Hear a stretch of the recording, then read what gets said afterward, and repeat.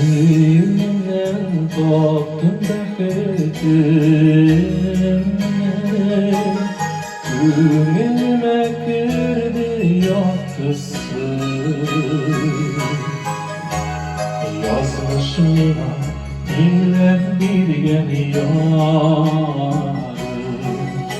Sincan'ın minem yortası.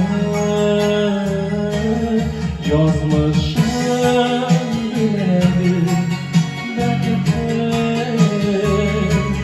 Hıdayla biçiksiz gelmedi,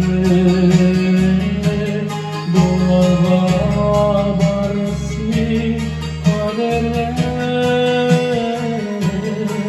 dönerim şadlıkta gülmeler.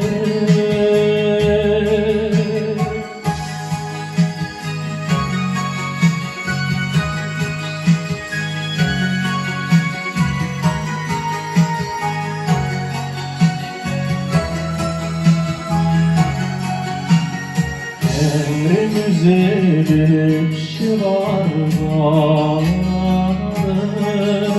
Sinemle mğemer yoluma. Gönlümün vaziyesinden birler, Sinem yüreği ki kumarlar. Yazmışım gülerim dertler, Hıdayla minşiksiz mehmetim. Bunlarla barısı kaderler,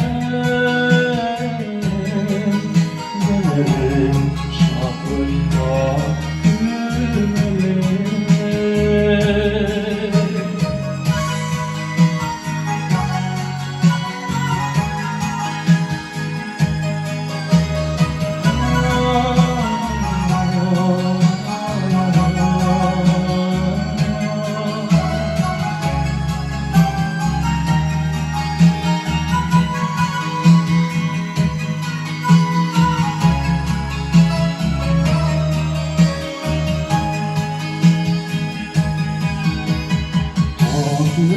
Hislerden dolu güne,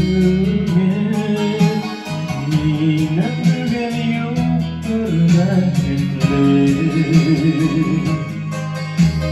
Yassınlaşır atıp bu dünyaya,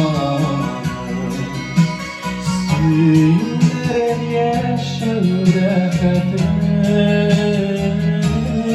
Yazmışım